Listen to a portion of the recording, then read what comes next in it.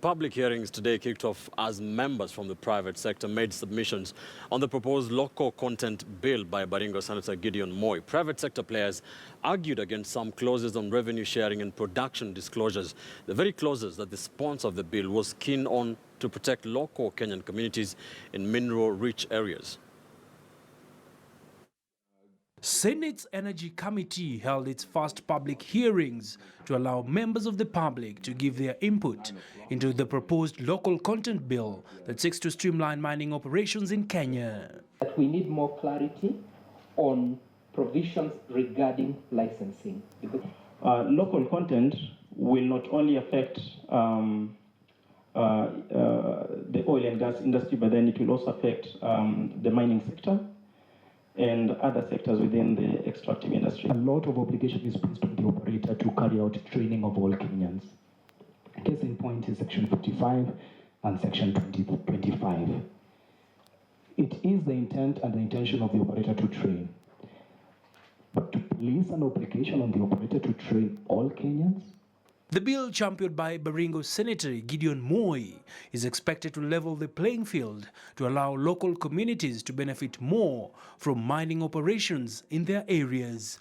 It's one of the most important bills in the Kenyan. Now that we have discovered oil about 3-4 years ago, this is a new terrain for us, but we are learning fast. And we want a climate which is excellent for the investor, because we need the investors to come here, and it's a partnership between us and them. And we want that seamless flow between the investor, ourselves, and our people.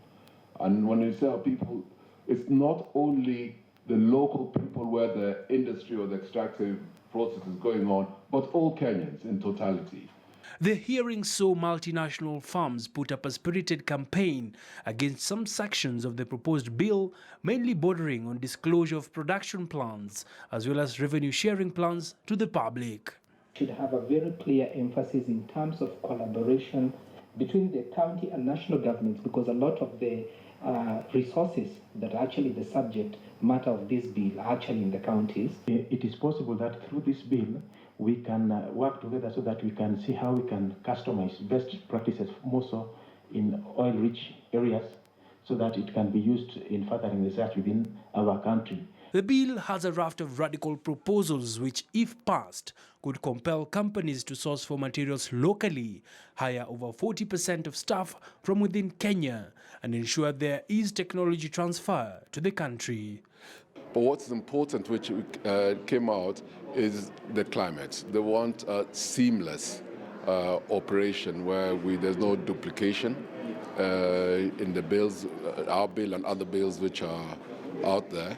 But what encouraged me is that everybody's positive, and everybody knows and sees the need to work harmoniously. These proposals are considered key for the sector, which has for the years seen multinationals repatriate profits in billions back home. How soon are we likely to see this bill being operationalized if you get consensus across the divide? It's in the interest of all of us, and I think we built that. Hopefully, God willing, before we break off next year. For now, the hearings are set to go to the counties before amendments are put into the bill. Abiyagina, KTN News, Nairobi.